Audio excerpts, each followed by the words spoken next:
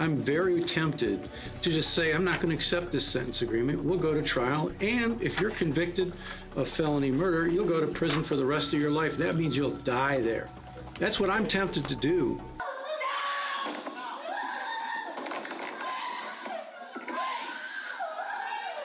At 16, you knew not to keep pounding your fist on that pillow with that little baby's head there.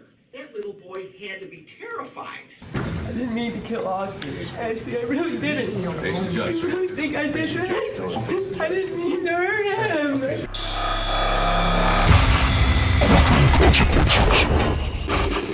A 14-year-old Philip Chisholm. He is pure evil, and evil can never be rehabilitated. You must imprison this killer for the rest of his life. A 9th grader who's in court for murdering his 24-year-old school math teacher, Colleen Ritzer, on October 22, 2013. Colleen was known for her dedication to her students, and on that fateful day, she had asked Chisholm to stay after school for additional lessons. Little did she know that her kindness would lead to a horrific end. Chisholm came prepared with a knife, a change of clothes, and gloves. He followed her into a restroom where he took her life. His brutality didn't stop there. He robbed, assaulted, and abused her.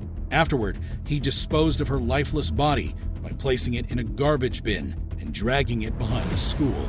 In a futile attempt to cover up his crimes, Chisholm went into town and used Ritzard's credit card to buy a movie ticket. However, he was traced down and arrested by the police the next morning. He still had Colleen's blood on his hands. While the magnitude of Chisholm's crimes is daunting, his courtroom behavior will leave you in disbelief. Philip Chisholm faced multiple charges, including murder, aggravated rape, and armed robbery. Throughout the court proceedings, Chisholm displayed a shocking lack of remorse, even as the victim's father read his statement. Killer knew exactly what he was doing and has never shown remorse. His demeanor and actions demonstrated a complete disregard for the gravity of his crimes and the immeasurable pain he had inflicted on Colleen Ritzer's family, even in the face of a touching tribute by Colleen's brother. Put this animal behind bars for the maximum possible sentence. Do not give this coward the opportunity to shatter another family's lives. Chisholm remained cold and unrepentant. His attorneys claimed that he was mentally unstable. That didn't work. In February 2016, court will impose the mandatory life sentence for the murder of Colleen Ritzer and set a parole eligibility date of 25 years, the highest level our law allows. However, while Chisholm's reaction could certainly be dismissed as an effect of a mental illness, the same can't be said for the case of 19-year-old Brandon Spencer, who allegedly started shooting at a crowded Halloween party on the campus of the University of Southern California in Los Angeles.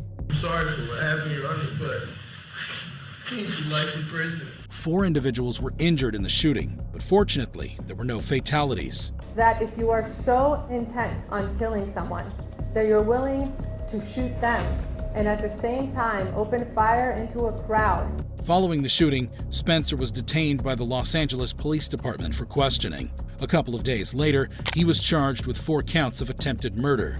The prosecution argued during the trial that the shooting was the result of an ongoing feud between Spencer and a rival gang member, noting that Spencer himself was a documented and well-known gang member. I'm not a bad person, but I made mistakes. But I'm not just some gangbanger that she tried to portray me as. Despite the horrifying nature of Spencer's offenses, his actions during the trial managed to shock everyone present. Throughout the trial, Spencer maintained his innocence, but the jury disagreed. Spencer also pleaded his case. The judge sentenced Brandon Spencer to 40 years to life in prison for the 4 counts of attempted murder. When Spencer heard his sentence, this was his reaction.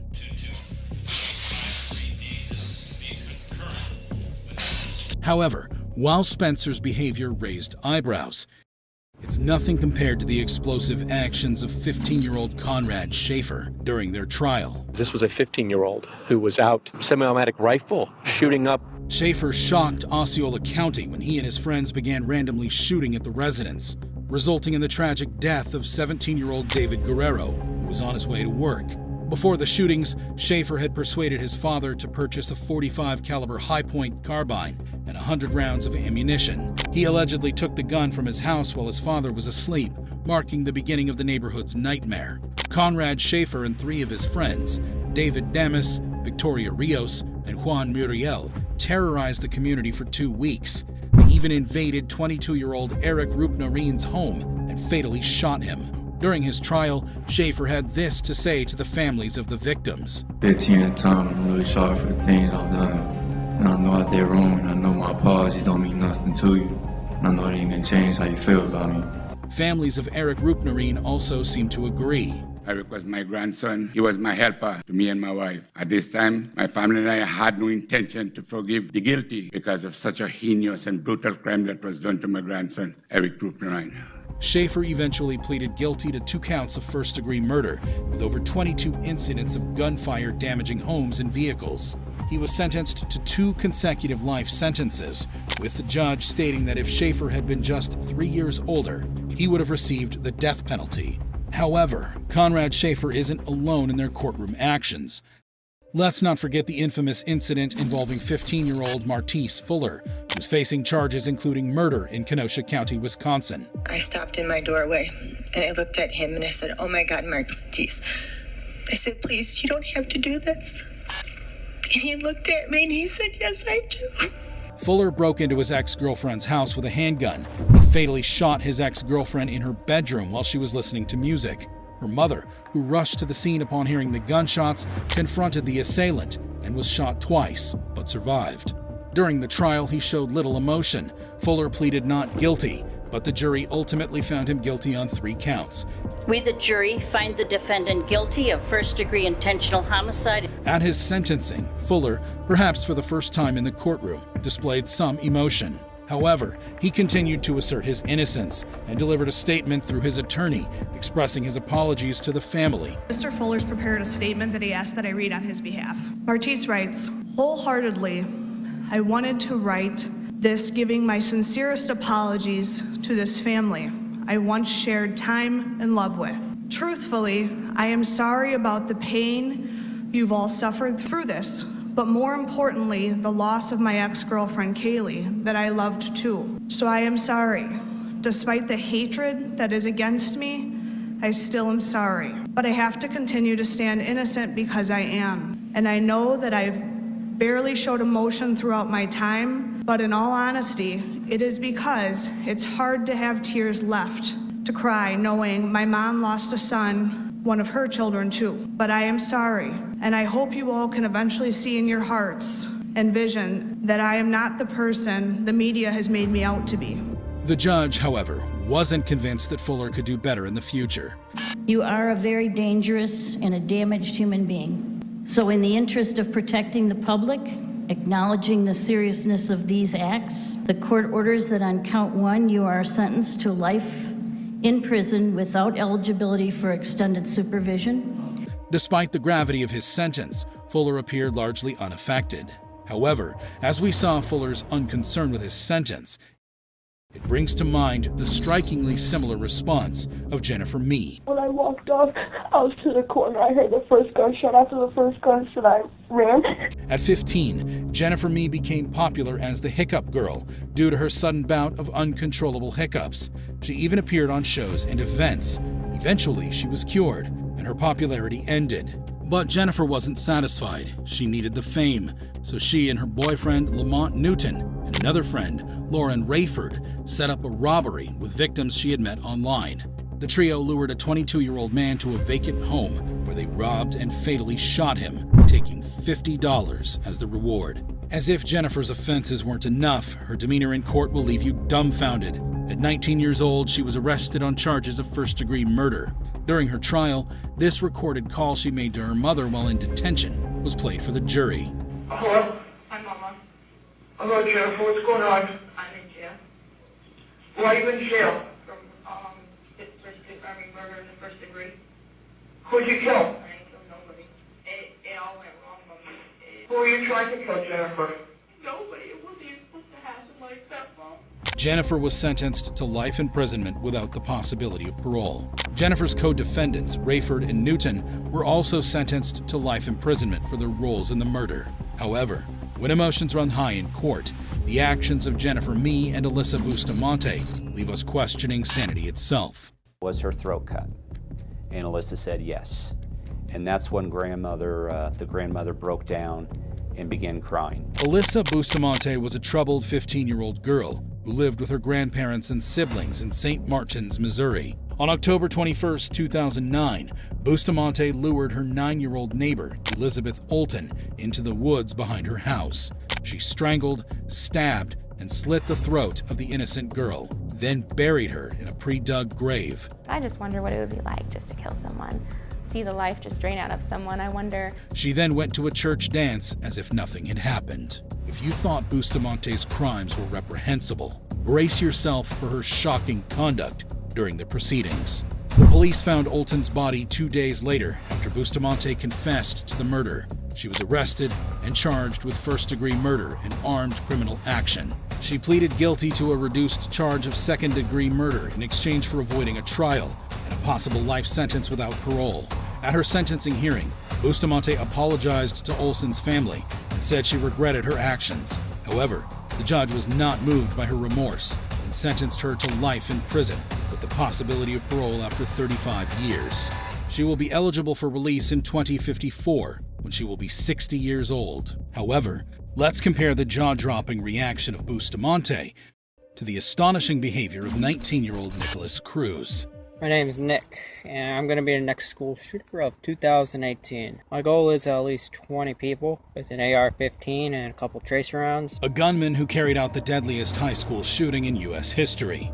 Cruz killed 17 people and wounded 17 others at Marjorie Stoneman Douglas High School in Parkland, Florida, on February 14, 2018. Oh my God! He used a semi-automatic rifle that he had legally purchased a year earlier.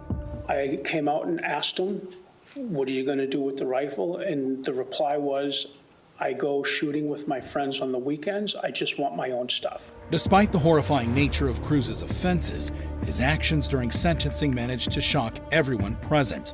Cruz was arrested and charged with 17 counts of premeditated first-degree murder and 17 counts of attempted first-degree murder. He pleaded guilty to all the charges, admitting his responsibility for the massacre. What's going on today, bro? The demons, man. Demons? Voices. Voices and demons? Where's the voices? Where the f am I? Holy shit. What happened? Shut up. The jury could not reach a unanimous verdict on whether to recommend the death penalty for Cruz. As a result, he was automatically sentenced to life in prison without the possibility of parole for each of the 17 murders, as required by Florida law. He was also sentenced to an additional 34 life sentences for the attempted murders. At his sentencing, Cruz attempted an apology. I am very sorry for what I did, and I have to live with it every day. And that if I were to get a second chance, I will do everything in my power to try to help others. And I am doing this for you, and I do not care if you do not believe me. And I love you, and I know you don't believe me, but I have to live with this every day. Cruz showed no remorse or empathy for his actions and instead wore a red prison jumpsuit, glasses, and a mask. He even laughed at one point during the proceedings. Cruz's lack of emotion and his escape from the death penalty outraged and disappointed many of the victims' relatives who had hoped for a different outcome. However, while it was clear that Cruz didn't care about the years he was going to spend in jail, his behavior in court was very different to that of 19-year-old Keandra Cook, a high school student who used a dating app to set up a robbery scheme with her boyfriend, Kendrick Bass. Cook lured Perry Nida, a Palm Coast man, to a secluded spot in South Daytona, where Bass and others attacked him and his friend, Emmanuel Purcell, who had accompanied him. Bass shot Purcell in the chest, but luckily he survived. However, what Cook did in the courtroom was even crazier. Cook was arrested and charged with principal to carjacking with a deadly weapon and principal to aggravated battery with a deadly weapon. Guilty of all three charges, sentence you to 20 years in state prison.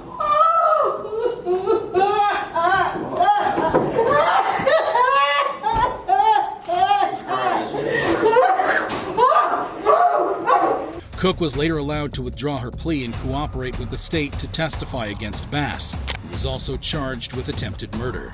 She entered a new plea deal and received a reduced sentence of 11 years in prison and 20 years of probation. I think you got good in you, and I think you got potential. Don't lose sight of that. She apologized to the victims and their families. I just want to say that I'm sorry for anything wrong, that person had me shot, that I didn't even know you get shot. My boyfriend and his friends did threaten me to do this. However, this wasn't the only time a convict freaked out during their sentencing. Take, for example, the case of 18-year-old Donta Wright, a teenager who was involved in the murder of Jordan Klee, a high school student and athlete in Ann Arbor, Michigan. Wright and 2 other youths planned to rob Klee of his drugs, clothes, and shoes, but Klee fought back. Wright then shot him in the back of the head, killing him instantly. Just when you thought Wright couldn't sink any lower, his behavior in the courtroom will leave you stunned.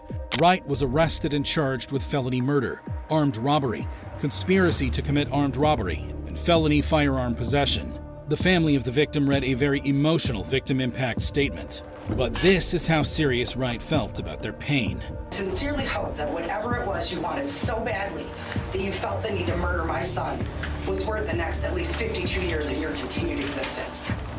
You won't get the luxury of raising your child because you took mine away. When he was called to address the court, Wright shocked everyone. I'll tell y'all, I'll be home soon, or I'll be Keon. I love my family. That's all you got to say. Wright showed no remorse or empathy for his actions. His attitude in court shocked and angered the judge and the victim's family. The judge reserved some choice words for him. I'm very tempted to just say, I'm not going to accept this sentence agreement. We'll go to trial, and if you're convicted of felony murder, you'll go to prison for the rest of your life. That means you'll die there. That's what I'm tempted to do. Wright was eventually sentenced to 25 to 52 years in prison for his role in the murder. He told me to hit her. I didn't want to, but I didn't want him hitting me, so I hit her. It's nothing compared to the explosive actions of 13-year-old Antonio Barbo and 14-year-old Nathan Pop during their trial. She said that she's going to have to call Antonio's mom, and Antonio kept looking at me, and then he hit her in the head. In September 2012, Antonio and Nathan conspired to and brutally murdered Antonio's great-grandmother, 76-year-old Barbara Olson. The kids bludgeoned her to death using a hammer and a hatchet, then stole her purse. What's even more chilling is that after committing this heinous crime, they used part of the stolen money to buy marijuana and pizza. We were going to try to scare her to get money and then use force if needed. When you say use force if needed, was there a discussion about what type of force you might use? An attack, I guess to kill. During the legal proceedings, Antonio Barbo changed his plea from not guilty by reason of mental illness or defect to no contest, reaching an agreement with the prosecution. However, he was very remorseful. I know I don't show my emotions much, and I myself am not sure why, but that doesn't mean I don't. Nathan Pop also had some things to let off his chest. I just want to say that I'm truly sorry for everything that happened. However, despite his plea and expressions of remorse, he and Nathan were sentenced to life imprisonment. They were both remorseful as they left the court. However, just when you thought you'd seen it all, another convict surpasses Antonio and Nathan's wild courtroom display.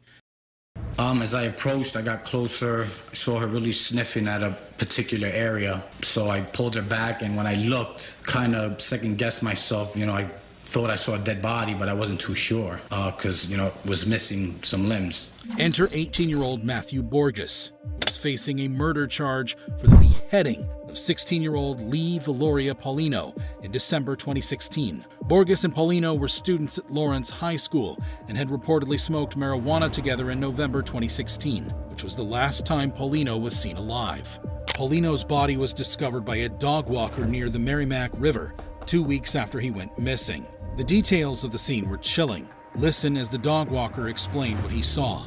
As I approached, I got closer. I saw her really sniffing at a particular area. So I pulled her back, and when I looked, kind of second-guessed myself. I thought I saw a dead body, but I wasn't too sure because, it was missing some limbs. At first, Borges was not considered a suspect, but the tide of evidence began pointing unmistakably in his direction. During the trial, the prosecutor, Jay Gabito, argued that there was an overwhelming amount of evidence incriminating Borges. The allegations against Borges were disturbing. It was suggested that he had stabbed Paulino multiple times before decapitating him. When the verdict was delivered, Borges displayed an eerie lack of emotion. That the defendant, Matthew Borges, is guilty on the charge of first-degree murder. Eventually, he was found guilty of first-degree murder and sentenced to life imprisonment, with the possibility of parole only after serving 30 years. However shocking Borges' reaction to his sentence was, how does it compare to the reaction of 16-year-old Dylan Schumacher, who was in Buffalo, New York courthouse? I am a 16-year-old blonde. Probably all I have to do is cry in front of the jury, and they're going to feel sorry for me. On charges of second-degree murder. In March 2013, Schumacher was babysitting his 18-year-old girlfriend's child while she went to work. He was inside a Springvale home shared with his parents. Tragically, that evening, Schumacher beat the 23-month-old Austin to death. Following this horrifying incident, Schumacher was arrested and charged with the murder of the toddler, along with child abuse charges. Schumacher claimed he didn't intend to harm the child or cause his death, stating that he was trying to get the child to stop crying. At 16, you knew not to keep pounding your fist on that pillow with that little baby's head there. That little boy had to be terrified. Probably he had a hard time breathing, and then you repeatedly punched him so hard as to cause his death by bleeding on the brain. If you thought Schumacher would be remorseful for his crimes, you're wrong.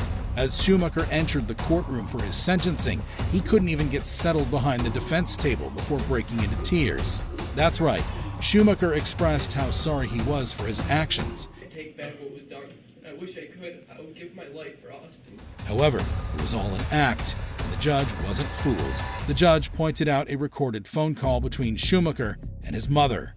The record will show that you admitted that on July 23, 2013, in a phone call to your mother from the holding center, you stated, and I got a quote from the court reporter, I am a 16-year-old blonde. Probably all I have to do is cry in front of the jury, and they're going to feel sorry for me. Despite his second attempt at an apology, Schumacher was handed the maximum punishment of 25 years to life in prison. However, this sentence was later modified to 18 years to life. However, while some may attribute Schumacher's reaction to juvenile delinquency, this is 18-year-old Shondell Jackson, who's facing charges of murder in the Milwaukee County Courthouse. Jackson and his friend were out to rob when they crossed paths with 21-year-old Nathan Potter, a University of Wisconsin-Milwaukee college student, heading to his apartment. The friends approached Potter, demanding money, but Potter was only a student and had no money. When Jackson realized Potter had no cash to offer, he shot him, killing him. After the murder, Jackson fled to Mississippi, but was ultimately arrested, thanks to a tip from his uncle. I don't have enough time to think about a whole lot of things now, because you just can't take nobody's life. You know, that's just wrong.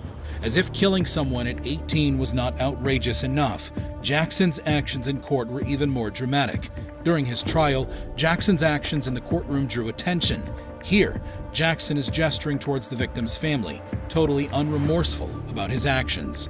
Jackson was quickly escorted out of the courtroom, but as he was leaving, Jackson flashed a disturbing smile toward the grieving family. Now, at his sentencing, Jackson's mother had an opportunity to address the court. When I saw it on the news, I even cried. I'm like, oh my God, I can't imagine what that mother is going through. I never had a clue that my child had anything to do with it. My son is not a monster. He is not a monster. When Jackson was given the opportunity to speak, Jackson surprised everyone. I apologize for my behaviors. Please don't take my life from me. That's right. In a last-ditch attempt to save himself, Jackson pleaded for leniency and offered an apology for his actions. Now it is time for the judge to deliver his sentence. The need to protect the community, which I also fear for with Mr. Jackson, and I am going to sentence Mr. Jackson to life imprisonment without possibility for extended supervision. I know that is something that is reserved for the most serious of cases, and Jackson was sentenced to life imprisonment without the possibility of parole. But when Jackson heard that he would be spending the rest of his life in prison, he couldn't contain his emotions.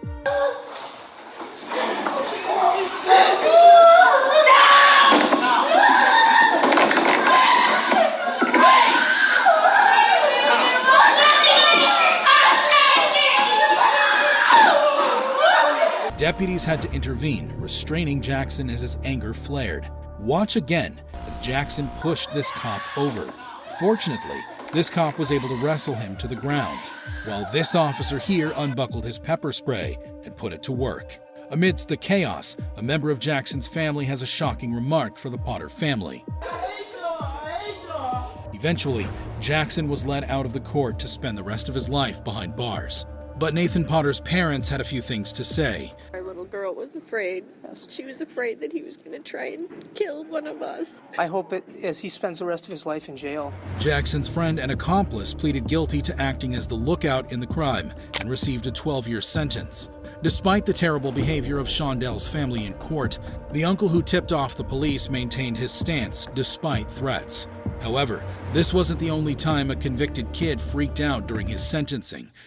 Your son is the victim and the killer is your granddaughter. Can you talk about that?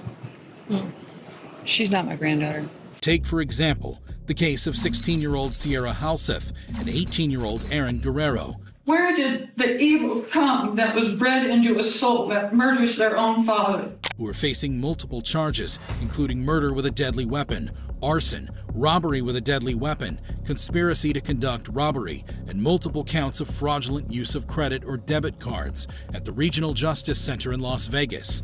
The teenage couple murdered Sierra's father, 45-year-old Daniel Halseth. They stabbed him over 60 times and attempted to burn his body and house. Then, they took his debit card and fled to Salt Lake City, indulged themselves, and opened a YouTube channel where they callously shared information like this. Day 3 after murdering somebody. Whoa! Don't put that on camera. The teenagers dated in 2020, but their parents did not approve of the relationship, forcing them to end it. On April 9th, 2021, Daniel's lifeless body was discovered in the garage of his Las Vegas home. The teenagers were subsequently apprehended in Salt Lake City. Throughout the court proceedings, the behavior of Sierra was starkly different from that of Aaron. Aaron Guerrero seems to be emotionally breaking down.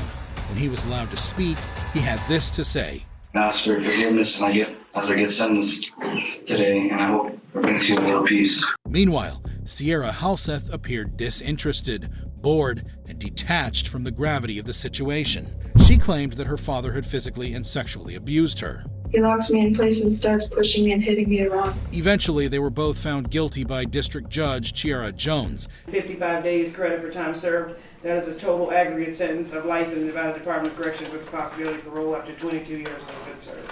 And ordered to pay $5,000 in restitution. For Sierra's grandmother, a lot has changed. You're in a tough spot because your son is the victim and the killer is your granddaughter. Can you talk about that? If you thought these reactions were shocking, you'd be amazed at this video, the top 5 biggest judge explosions of all time.